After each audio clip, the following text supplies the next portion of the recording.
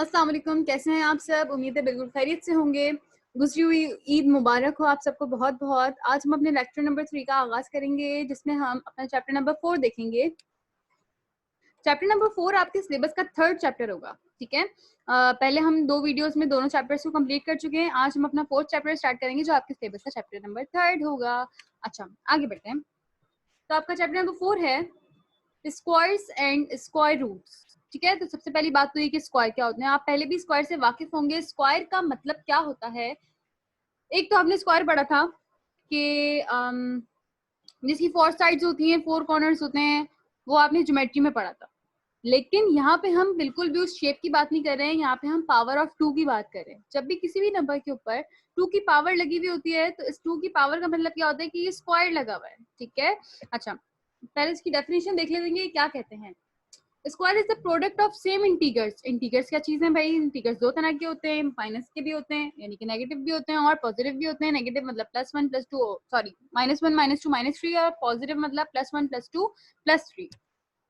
Product का मतलब क्या होता है? प्रोडक्ट का मतलब होता है मल्टीप्लाई।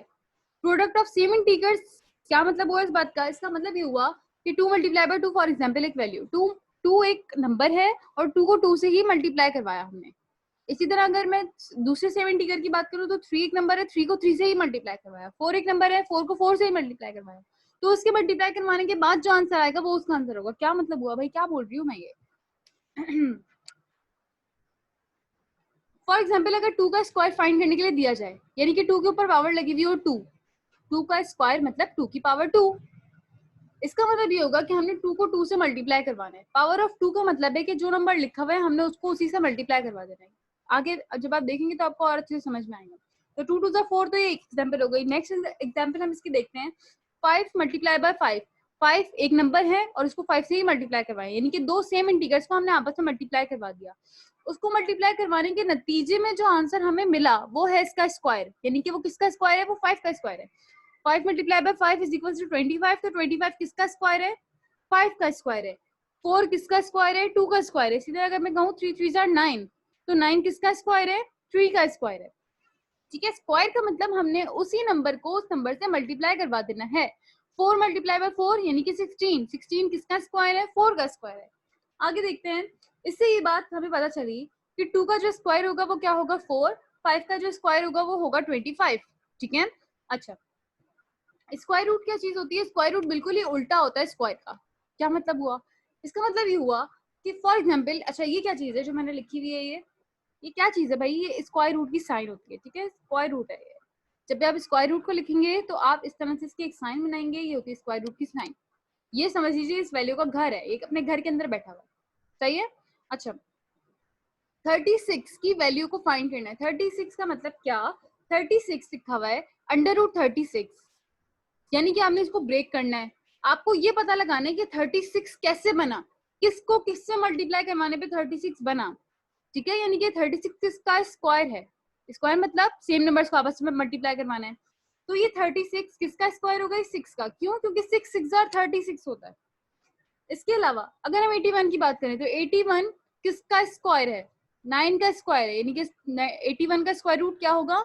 9 होगा, यानी कि 9 9 81, ठीक है। इससे हमें ये बात पता चली कि 36 का स्क्वायर क्या होगा? सॉरी, 36 का स्क्वायर रूट क्या होगा? 6 होगा, और 81 का स्क्वायर रूट क्या होगा? 9 होगा। अगर मैं कहती कि 36 का स्क्वायर क्या होगा, तो फिर तो ये बात आ जाती कि 36 को 36 से मल्टीप्लाई करवाना है। स्क्वायर और स्क्वायर रूट दो अलग अलग चीजें हैं, उल्टी उल्टी चीजें हैं। क्या मतलब कि अगर 36 का स्क्वायर फाइंड करने के लिए दिया जाए, तो यानी कि 36 मल्टीप्लाई बाय 36, और जो भी उसका आंसर आएगा। लेकिन यहाँ पे स्क्वायर रूट की बात की गई है, तो स्क्वायर रूट का मतलब है कि 36 को हमें तोड़ना है, मल्टीप्लाई नहीं करवाना है 36 को 36 से। ये देखना है कि 36 किससे मिलकर बना, किस नंबर को किस नंबर से मल्टीप्लाई करवाने के नतीजे में 36 हमें हासिल हुआ, ठीक है। चलिए आगे बढ़ना है। फॉर एग्जाम्पल यहाँ पे मैंने 2 की एग्जाम्पल ली हुई है, क्योंकि 2 सबसे हमारे पास छोटा नंबर होता है टेबल्स के हवाले से। ये 2 लिखा हुआ है, 2 के ऊपर एक छोटा सा 2 मौजूद है। ये 2 क्या है? ये पावर है। अगर यहाँ पे छोटी सी 3 पावर लगी हुई होती, छोटा सा 3 अगर ऊपर लिखा हुआ होता, तो वो क्या होता? वो पावर कहलाती है, ठीक है। पावर का मतलब क्या होता है? इस 2 का मतलब क्या है? क्या इस 2 को इस पावर से हमें मल्टीप्लाई करवाना है? बिल्कुल भी नहीं, इस 2 को 2 से ही मल्टीप्लाई करवाना है। अब पावर इत्तेफाकन 2 लगी हुई है ऊपर, अभी आपको आगे और अच्छे से समझ में आएगा। 2 के ऊपर पावर लगी हुई है 2, तो यानी कि 2 को 2 दफा मल्टीप्लाई करवाना है। अगर 2 के ऊपर पावर लगी हुई होती 3, तो यानी कि 2 को 3 टाइम्स मल्टीप्लाई करवाना पड़ता है, यानी कि 2 मल्टीप्लाई बाय 2 मल्टीप्लाई बाय 2। अभी 2 पावर लगी हुई है तो यानी कि 2 दफा मल्टीप्लाई करवाना है, 2 मल्टीप्लाई बाय 2। ये जो 2 है इसकी बात कर रही हूँ मैं। इसका मतलब क्या है? इसका मतलब है 2 2s are 4, यानी कि इस नीचे वाले 2 को, इस वाले 2 को मैंने 2 दफा लिखा। 2 दफा क्यों लिखा? क्योंकि उन्होंने पावर ही ऊपर 2 लगाई हुई थी, ठीक है। अगर पावर 3 लगाते तो हम इसको 3 टाइम्स मल्टीप्लाई करवा लेते, यानी कि 3 से मल्टीप्लाई नहीं करवाते, 2 मल्टीप्लाई बाय 2 मल्टीप्लाई बाय 2 लिखते, ठीक है। अब यहाँ पे 2 मल्टीप्लाई बाय 2 लिखा, 2 दफा मल्टीप्लाई करवाया, यानी कि इसको स्क्वायर, इसका स्क्वायर निकाला है हमने। तो 2 का स्क्वायर हमारे पास क्या होगा? 4। और दूसरे लफ्जों में हम कहें तो 4 किसका स्क्वायर रूट है? 4 किसका स्क्वायर रूट है? 2 का। और 4 का स्क्वायर, ये एक अलग बात है। 4 का स्क्वायर मतलब 4 4 16, लेकिन यहाँ पे हमें 4 का स्क्वायर फाइंड नहीं करना है, हमें 2 का स्क्वायर फाइंड करना है।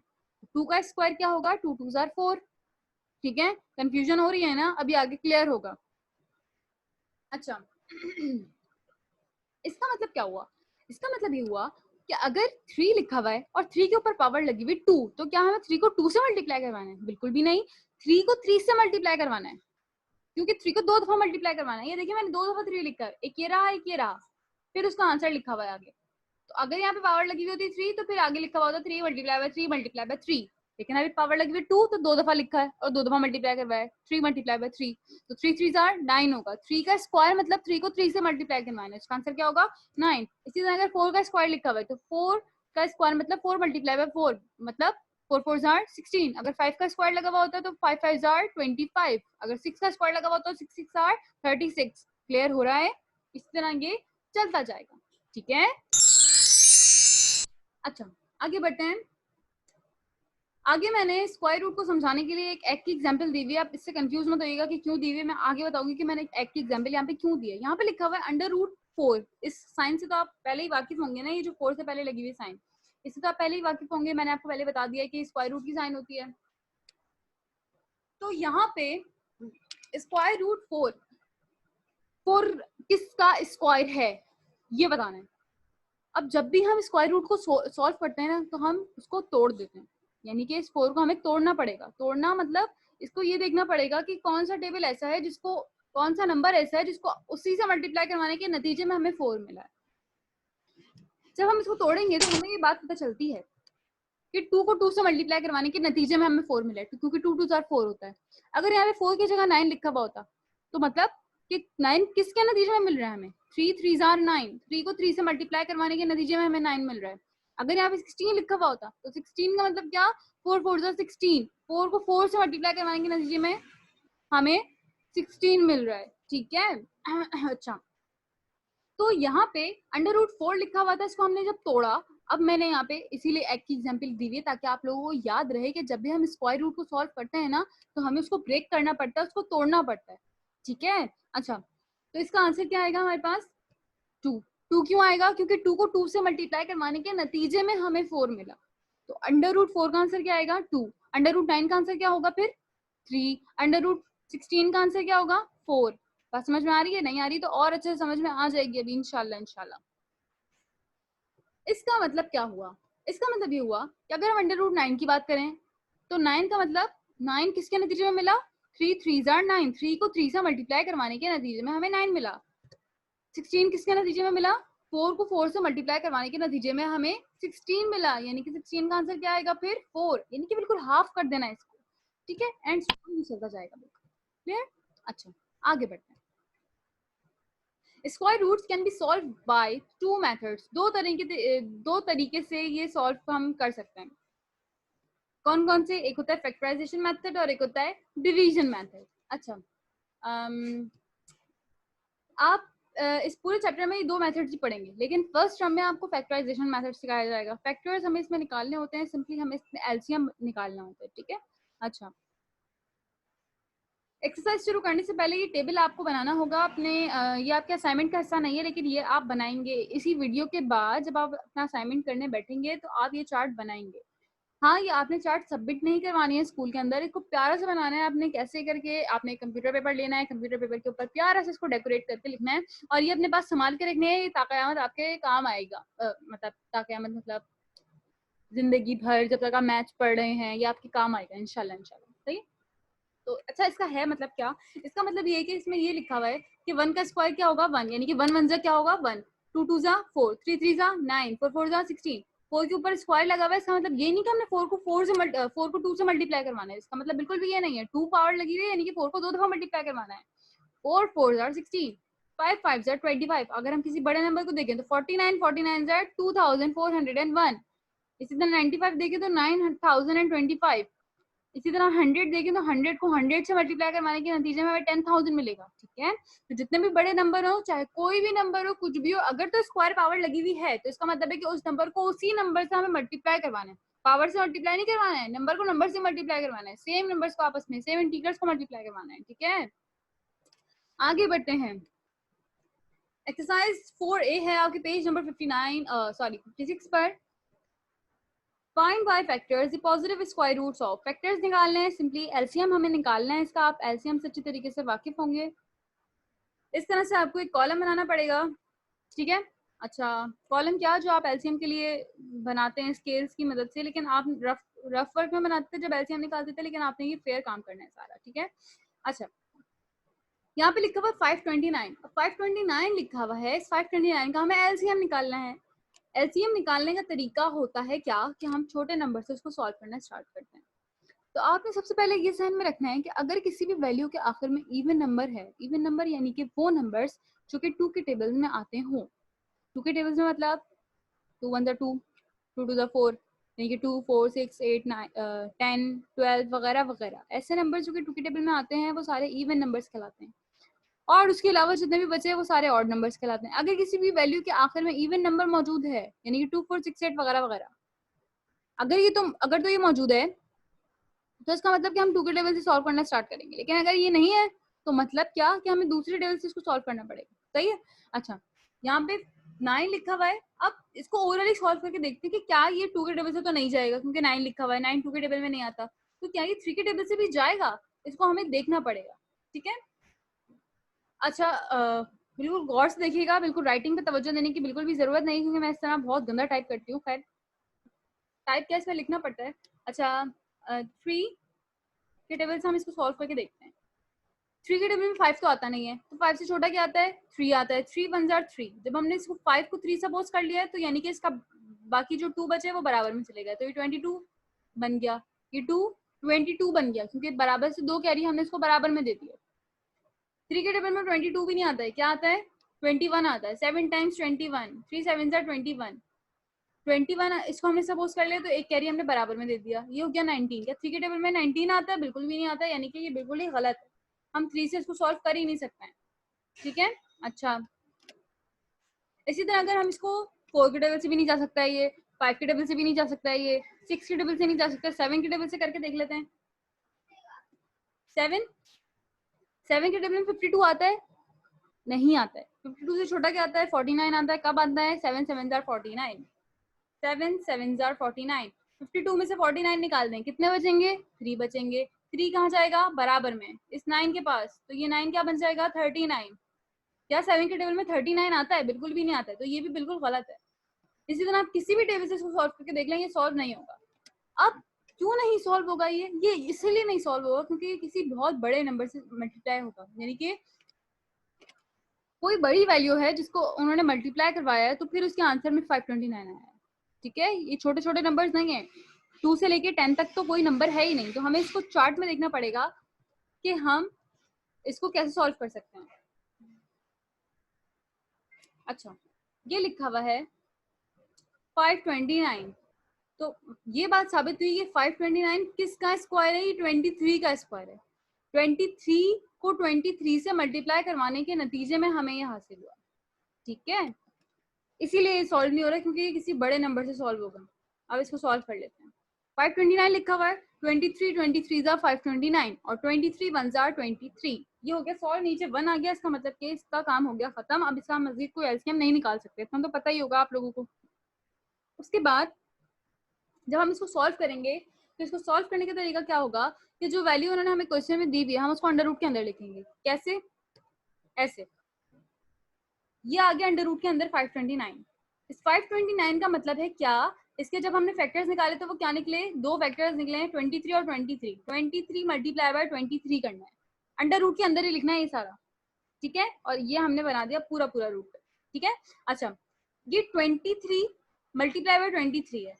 अब ये दो दफा 23 लिखा हुआ है, हमें इसको एक सपोज करना है। वो याद है ना जब मैंने आपको एक की एग्जांपल दी थी तो 2 मल्टीप्लाई बाय 2 था, लेकिन उसका आंसर 2 आया था क्योंकि हमने दो 2 को एक सपोज कर दिया था, ठीक है। तो इसका पेयर बनाना पड़ेगा पहले। तो ये रेड कलर की जो आपको लाइन नजर आ रही है ऊपर, ये बार है, आपको डालना है, ठीक है। ब्लू कलर से डालने से ज्यादा अच्छा है, ये सारा काम आप पेन से करेंगे, और जो बार है आप पेंसिल से डालें, ब्लू कलर से डालें तो ज्यादा अच्छा है ताकि हाईलाइट हो सके, जिस तरह मेरा हो रहा है। आप उम्मीद है कि आप लोगों को नजर आ रहा हो ये। अच्छा, ये दो 23 थे, हमने इसके ऊपर बार लगा दिया तो ये एक बन गया, तो इसका आंसर क्या आ गया, नीचे ये रहा 23 इसका आंसर आ गया, ठीक है। तो ये बात साबित हुई कि 529 किसका स्क्वायर है, हमने किसका स्क्वायर निकाला है, स्क्वायर रूट किसका निकाला है 529 का, और वो क्या आया है 23। आगे बढ़ते हैं, नेक्स्ट क्वेश्चन देखते हैं 1024। इसका भी एलसीएम निकालना है। अब एलसीएम निकालने के लिए सबसे पहले तो हमें ये देखना पड़ेगा कि इसके बिल्कुल एंड में जो हमारे पास आखिरी नंबर है तो ये इवन नंबर है या ऑड नंबर है। इवन नंबर मतलब वो नंबर जो कि 2 के टेबल में आते हैं। इसके एंड में क्या लिखा हुआ है, इसके एंड में लिखा हुआ है 4, तो ये 4 क्या है, ये 4 2 के टेबल में आता है, तो यानी कि हमें इसको 2 से सॉल्व करना स्टार्ट करना पड़ेगा, ठीक है। अच्छा, बाज बच्चे क्या करते हैं, अभी आप लोगों को आगे पता चलेगा कि क्या करते हैं, सही है। अभी तो मैं नहीं बता रही, इसमें तो कुछ है नहीं बताने वाला। इसका हम सिंपली 2 के टेबल से हम एलसीएम निकालेंगे। कैसे, 2 और ये कहां से आया, अब देखें इसको गौर से देखिएगा बिल्कुल। ये 2 है, 2 के टेबल में 10 का बाद है, 2 5 जार 10, 2 1 जार 2, 2 2 जार 4, उसके बाद 2, अभी भी ये 2 के टेबल से ही सॉल्व होगा क्योंकि आखिर में इवन नंबर है। 2 के टेबल में 5 नहीं आता, क्या आता है इससे छोटा 4, 2 2 जार 4, जब हमने इसको 4 सपोज कर लिया तो इसका 1 कहाँ जाएगा, बराबर में ये 11 बन जाएगा।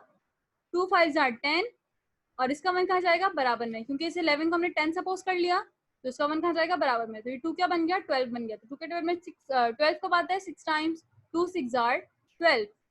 उम्मीद है समझ में आ रहा होगा क्योंकि एलसीएम आप लोग निकाल चुके हैं पहले भी, ठीक है। उसके बाद 2 2 1 जार 2, 2 2 जार 4, ये 5 है, हमने इसको 4 क्योंकि 2 के टेबल में 5 नहीं आता है, 4 आता है 2 टाइम्स, तो इसलिए हमने इसको 4 सपोज किया है। जब हमने इसको 4 सपोज कर लिया तो इसका 1 कहाँ जाएगा, बिल्कुल बराबर में इस 6 के पास, तो ये बन जाएगा 16। 2 के टेबल में 8 टाइम्स आता है 16, 2 1 जार 2, 2 2 जार 4 और 2 8 जार 16। उसके बाद 2 6 jar 12, 2 4 jar 8, 2 3 jar 6, 2 2 jar 4, 2 1 jar 2 और 2 6 जार 12, क्योंकि हमने इसको 2 सपोज कर लिया, इसका 1 जाएगा बराबर में, तो ये हो जाएगा 12। 2 1 जार 2 और 2 6 जार 12, 2 8 जार 16 और 2 4 जार 8। अब उसके बाद मेरे पास जगह हो गई है खत्म। आगे दिखाती हूँ मैं आप लोग को, चलें। ये आ गया 4, 2 2 जा 4, 2 1 जा 2। अब क्या करना है, अब हम सबसे पहले ये देख लेते हैं कि इसके अंदर 2 कितने मौजूद हैं, सही है। अच्छा, कितने 2 मौजूद हैं भाई, 1 2 3 4 5 6 7 8 9 और 10, 10 2 हमारे पास मौजूद है। अंडर रूट में हमें 10 2 लिखने पड़ेंगे। सबसे पहले तो हम वैल्यू लिखेंगे अंडर रूट के अंदर, और साथ ही उसके ये सारे फैक्टर्स भी लिख लेंगे जो कि हमने निकाल लिए हैं। 10 टाइम्स 2 निकाले हैं ना हमने फैक्टर्स में, तो हमने यहाँ पे 10 दफा 2 लिख दिए, 1 2 3 4 5 6 7 8 9 10, ये 10 दफा हमने 2 लिखा हुआ है। अब क्या करेंगे, अंडर रूट को पहले कंप्लीट करेंगे, सही है, हमेशा अंडर रूट पूरा बनाना है। अब उसके बाद क्या करना है, पेयर्स बना लेने हैं। पेयर्स का मतलब 2 को 1 कंसिडर करना है, ये एक पेयर, दूसरा पेयर, तीसरा पेयर, चौथा पेयर, पांचवा पेयर, 2 को 1 सपोज करना है। 10 2 लिखे में, पेयर्स कितने बने, 5, तो यानी कि कितने 2 हो गए टोटल, 5, एक 2, दूसरा 2, तीसरा 2, चौथा 2 और ये पांचवा 2, क्लियर। उसके बाद 5 2 लिखना है नीचे। अब जब नेक्स्ट स्टेप में आप लिखेंगे तो आपको अंडर रूट लगाने की जरूरत नहीं है बिल्कुल भी, 2 multiply by 2 multiply by 2 multiply by 2, clear, ठीक है। अच्छा, 2 2 जार 4, 4 2 जार 8, 8 2 जार 16 और 16 2 जार 32, तो इसका आंसर हमारे पास क्या आएगा, 32। नेक्स्ट देखते हैं। अब हमारे पास है 1225 यानी कि 1225 दूसरे अल्फाज में। इसका भी एलसीएम निकालेंगे। सबसे पहले हमें ये देखना है कि इसके आखिर में जो नंबर है क्या वो इवन नंबर है? बिल्कुल भी इवन नंबर नहीं है। वो कौन सा नंबर है? वो ऑड नंबर है। तो ये 2 के टेबल से तो सॉल्व होगा नहीं। 2 के टेबल से नहीं होगा तो यानी कि हमें 3 के टेबल से चेक करना पड़ेगा। ओरली हम इसको चेक करते हैं कि क्या ये 3 के टेबल से सॉल्व हो सकता है या नहीं। ये हो जाएगा 3 4 12, लेकिन ये 25 बच जाएगा यहाँ पे, तो यानी कि 3 के टेबल से तो सॉल्व होगा ही नहीं। 4 के टेबल से भी नहीं होगा। अब जब आखिर में किसी भी नंबर के 5 आ रहा है तो अगर तो वो 3 के टेबल से सॉल्व नहीं हो रहा है, ठीक है, जैसे अभी नहीं हो रहा है, तो इसका मतलब ये कि वो 110% 5 के टेबल से सॉल्व होगा ही होगा। तो हम इसको 5 के टेबल से सॉल्व करेंगे। ठीक है, 5 2 से 10, क्योंकि 12 है और 5 के टेबल में 12 नहीं आता, 12 से छोटा 10 आता है, इसलिए हमने कहा 5 2 से 10। जब हमने इस 12 को 10 सपोज कर लिया तो इसका 2 जो बच गया है वो बराबर में जाएगा, और ये बहुत ही बेसुरा सा हमारे पास 2 आ गया है। अच्छा, 5 4 से 20, जब हमने इस 22 को 20 सपोज कर लिया तो इसका बाकी का 2 जाएगा बराबर में, और ये आ गया 25। राइटिंग पे मत जाइएगा, मैं इस तरह बहुत गंदा लिखती हूँ, खैर सॉरी इसके लिए बहुत बहुत। अच्छा, 5 5 से 25। अब देखते हैं दोबारा से हमने क्या किया। 5 2 से 10 बराबर में 2 गया, 5 4 से 20 बराबर में 2 गया, 5 5 से 25। क्लियर। उसके बाद आगे भी 5 के टेबल से होगा ये। 5 4 जा 20, क्योंकि 24 तो आता नहीं है, 24 से छोटा 20 आता है। 5 4 जा 20। अब ये जब हमने 20 बना लिया तो इसका 4 जाएगा बराबर में, तो ये हो जाएगा 45। 5 9 जा 45। अब ये होगा नहीं 5 के टेबल से सॉल्व, क्योंकि आखिर में आ गया दूसरा नंबर, 5 नहीं आ रहा है। तो अब हमें इसको करना पड़ेगा दूसरे नंबर से। 3 के टेबल से तो जाएगा नहीं है। 49 किसका स्क्वायर है? कौन सा ऐसा नंबर है जिसको मल्टीप्लाई करवाने के नतीजे में हमें 49 मिलता है? सोचे सोचे, जल्दी सोचें। 7 ऐसा नंबर है। 7 7 जा 49, 7 7 जा 49 और 7 1 जा 7। क्लियर। उसके बाद अब हमने इस वैल्यू को लिखना है और इसके फैक्टर्स उतारने हैं। ये आ गई वैल्यू और ये आ गया इसके फैक्टर्स। अंडर रूट इसको कंप्लीट करना है। ठीक है, अब पेयर्स बना लेते हैं। जो सेम नंबर्स हैं उनके पेयर्स बन जाएंगे। 5 का एक पेयर बन गया, 7 का एक पेयर बन गया, तो ये हो गया एक 5 और एक 7, क्योंकि हमने दो को एक सपोज कर लिया है। ठीक है, 5 मल्टीप्लाई बाय 7, 5 7 आर 35। आंसर आ गया इसका, यानी कि ये 1225 किसका स्क्वायर है? ये 35 का स्क्वायर है। 35 को 35 करवाने के नतीजे में हमें 1225 मिला। क्लियर। आगे बढ़ते हैं। आगे लिखा हुआ है 15,376। इसका भी एलसीएम निकलेगा। इसके आखिर में भी एक इवन नंबर आ रहा है, यानी कि 2 के टेबल से सॉल्व कर सकते हैं। इसको 2 के टेबल से सॉल्व करना स्टार्ट करते हैं। 2 के टेबल 15 नहीं आता है, 14 आता है। 2 7 जा 14, 1 बराबर में गया। 2 6 जा 12, 1 बराबर में गया। 2 8 जा 16 और 1 बराबर में गया। 2 8 जा 16। ठीक है, आगे बढ़ते हैं। 2 2 3 जा 6, 1 बराबर में गया। 2 8 जा 16, 2 4 जा 8, 2 4 जा 8। सही। आगे बढ़ते हैं। 2 1 जा 2, 1 बराबर में गया। 2 9 जा 18, 2 2 जा 4 और 2 2 जा 4। उसके बाद 2 9 जा 18, 1 बराबर में गया। 2 6 जा 12 और ये 2 1 जा 2। अब ये जो 961 है ये किसी भी टेबल में नहीं आता 2 से लेकर 10। ठीक है, यानी कि किसी भी टेबल का स्क्वायर नहीं है, किसी भी नंबर का स्क्वायर नहीं हो सकता। 2 से लेकर 10 तक तो बिल्कुल भी नहीं हो सकता। अब हम दोबारा से वो चार्ट निकालते हैं और देखते हैं कि 961 किसका स्क्वायर है, क्योंकि ये मजीद सॉल्व हो ही नहीं सकता है। आप इसको 3 के टेबल से सॉल्व करके देखें, 4 के टेबल से, 5 के टेबल से, 7 के टेबल से, 8 के टेबल से, 9 के टेबल से, ये होगा ही नहीं सॉल्व। इसीलिए अब हम चार्ट निकालते हैं और देखते हैं कि खैर अल्लाह, चार्ट बहुत दूर होगा।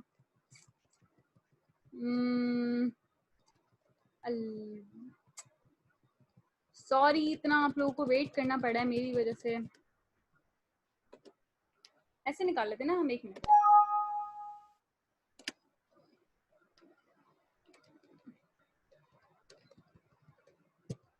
ये आ गया हमारे पास चार्ट। ठीक है, तो इस चार्ट में हम देखते हैं कि हमारे पास 961 किसका स्क्वायर है? 961 9, ये रहा। ये 961 किसका स्क्वायर है? ये 31 का स्क्वायर है, यानी कि 31 को 31 से मल्टीप्लाई करवाने के नतीजे में हमें 961 मिला। ठीक है, कहाँ थे हम? यहाँ थे हम।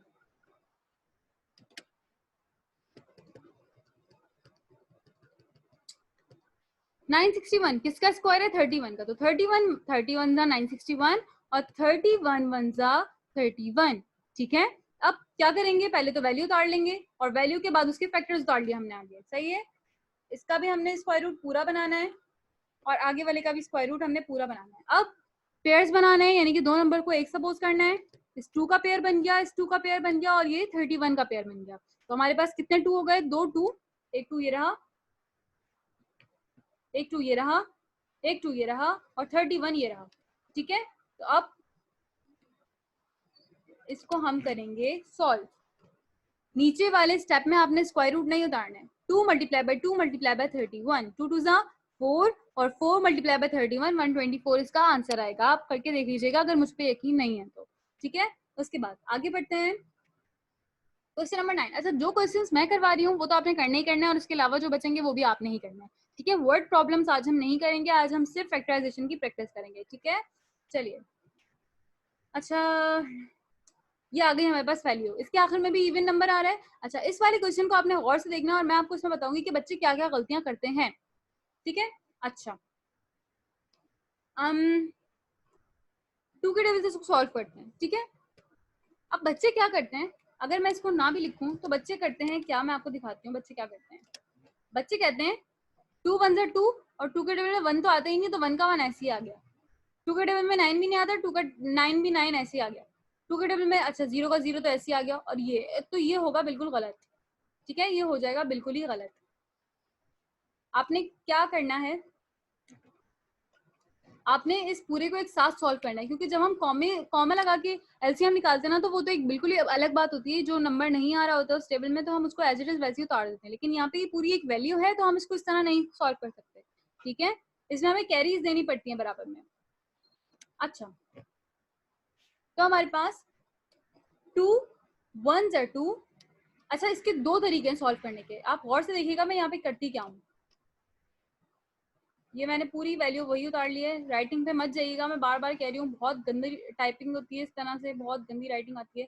अच्छा, खैर, दो तरीके हैं इसको सॉल्व करने के। अगर तो आप ये 21 साथ ले रहे हैं तो आप कहेंगे 2 10 जा 20 और 1 बराबर में गया, क्योंकि आपने इसको 20 सपोज कर लिया, 1 बराबर में गया तो 2 9 जा 18, 0 का 0, 2 2 जा 4, सॉरी सॉरी सॉरी गलत हो गया ये।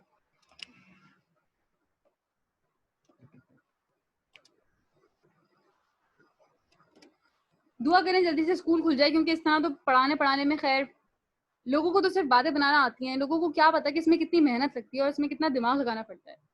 लोग जो होते हैं ना वो सिर्फ बातें बना सकते हैं। खैर, ये एक बात की बात है, वो हम क्लास में डिस्कस करेंगे कि लोगों को कैसे कैसे हमें डील करना पड़ रहा है इस सारे पैंडेमिक में। खैर, तो 2 1 हमने कहा 2 10 जा 20, 1 इधर चला गया, 2 9 जा 18 और 1 इधर चला गया, 2 5 जा 10 और 2 2 जा 4। एक तो ये हो गया तरीका, लेकिन अगर आप ये वाला तरीका ना भी अपनाएं तो एक और इसका तरीका होगा ये कि 2 1 जा 2। ठीक है, ये तो आ गया 2 1 जा 2 और ये 19 पूरे एक साथ सॉल्व करें आप। अब जब भी दो नंबर्स को एक साथ सॉल्व करते हैं, ये दो नंबर है ना एक साथ, 1 और 2, ये दो नंबर आ गए। जब भी हम दो नंबर्स को एक साथ सॉल्व करते हैं तो उससे पहले हमें 0 लगाना पड़ता है। 0 लगाना पड़ता है मतलब 2 1 जा 2 तो आ गया। ठीक है, लेकिन जब हमने इस 19 को सॉल्व करा है तो 2 9 जा 18 हो जाएगा, लेकिन उससे पहले हमें 0 लगाना पड़ेगा। 0 क्यों लगाना पड़ेगा? क्योंकि हम दो नंबर्स को एक साथ ले रहे हैं। ठीक है, ये जब आप खुद से सॉल्व करेंगे ना तब आपको ज्यादा बेहतर समझ में आएगा। जब आप गलतियां करेंगे ना और फिर आप देखेंगे, पहले आपने सॉल्व करना है। ये वीडियो देखने के बाद आपने बिना इस वीडियो को देखे ये वाले सारे क्वेश्चन सॉल्व करने हैं और फिर ये देखना है कि आपको कितना समझ में आया। ठीक है, फिर आप अपनी गलतियां खुद पकड़ सकते हैं और इस वीडियो के जरिए आप उनको सही कर सकते हैं। ठीक है, अच्छा, अब जब भी हम दो नंबर्स को एक साथ लेते हैं, 2 1 जा 2 और 0 हमने पहले क्यों लगाया? क्योंकि यहाँ पे हमने 19 यानी कि दो डिजिट्स को एक साथ सॉल्व किया, 2 9 जा 18। अब इस 19 को 18 सपोज किया तो बराबर में कैरी चला गया 1, 2 5 जा 10 और 2 2 जा 4। उसके बाद 2 5 जा 10, 2 4 जा 8, 1 बराबर में गया 2 7 जा 14, 1 बराबर में गया 2 6 जा 12, 2 2 जा 4, 1 इधर गया 2 7 जा 14, और 2 3 जार 6, 1 इधर गया, 2 8 जार 16। उसके बाद 2 1 जार 2, 2 3 जार 6, 1 बराबर, 2 6 जार 12, 1 बराबर, 2 9 जार 18। उसके बाद अब ये जो नंबर है ये किसी बड़े टेबल से सॉल्व होगा, सही, क्योंकि ये किसी भी टेबल से सॉल्व नहीं हो रहा, आप चाहे तो करके देख लीजिएगा। अब जब आप वो दोबारा चार्ट देखेंगे ना निकाल के, तो फिर आप लोगों को पता चलेगा कि किसका स्क्वायर है। अब मैं दोबारा चार्ट की तरफ नहीं जा रही, वो बहुत दूर चला गया, मुझे दोबारा से वो स्क्रीन हटानी पड़ेगी, फिर उसके बाद खैर बहुत लंबा चौड़ा काम है। तो मैं आपको ऐसे बता देती हूँ, 37 का स्क्वायर है। 37 को 37 से मल्टीप्लाई करवाने के बाद हमें मिलेगा 1369। ठीक है, अच्छा 37 से 1369 और फिर 37 1 जार 37। या अगर हमारे पास फैक्टर्स नीचे आ गया 1, तो इसका मतलब है ये सॉल्व हो गया कंप्लीटली। अब उसके बाद हमने लिखनी है वैल्यू अंडर रूट के अंदर और फिर उसके आगे लिखने हैं उसके फैक्टर्स। इसको हमने कंप्लीट कर लिया। एक टू का पेयर बन गया, दूसरे टू का, और ये 37 का भी हमने पेयर बना दिया। तो ये आ गया हमारे पास दो टू, 2 2 जार 4 और 4 37 जार 148। इसका आंसर आ गया है। ठीक है, ये सारा काम हो गया है। आज के लिए इतना काफी है। बहुत बहुत शुक्रिया, आपने ये सारा काम पुलिस के पेपर पे करना है, बहुत प्रॉपरली करना है, अच्छे से करना है। कोई बात समझ में ना आए तो मुझसे आप लोग कमेंट्स में पूछ सकते हैं, मैं कोशिश करूंगी कि आप लोगों को वहीं के जवाब दे दूं। और दूसरी बात ये कि जितने भी बच्चे इन वीडियोस को समझने से कासिर हैं, आप लोग के ऐसे दोस्त हैं जिन जो आप लोगों को कहते हैं कि हमें नहीं समझ में आ रहा है, और अगर आप लोगों को समझ में आ रहा है तो आप उनकी हेल्प कर दें। और जिन लोगों तक वीडियोस नहीं पहुंच रही हैं उनको भी आप बताएं कि भाई इस तरह काम हो रहा है, और अब तो डेट भी आ गई, सबमिशन डेट, आपने अपना असाइनमेंट सबमिट करवाना है। ठीक है, तो हाथ के हाथ अपना काम कीजिए। इतना ज्यादा कोई काम है नहीं, इसलिए मैंने आज ये पूरा चैप्टर सॉल्व नहीं करवाया, क्योंकि बहुत सारा काम हो जाता है और आप लोगों को समझ में भी नहीं आता। तो अब अगली वीडियोज में हम इसके इंशाल्लाह हम इसकी वर्ड प्रॉब्लम्स को सॉल्व करेंगे। ठीक है, इसकी आप जब तक के लिए अच्छे से प्रैक्टिस कर लीजिएगा, क्योंकि आगे सारा काम ही हमें यही करना है कि हमें इसका एलसीएम निकालना है, फैक्टराइज करना है, इसका स्मॉलेस्ट नंबर, लार्जेस्ट नंबर वगैरह वगैरह। ठीक है, तो बस आज के इतना काफी। अपना बहुत बहुत ख्याल रखिएगा। अल्लाह हाफिज।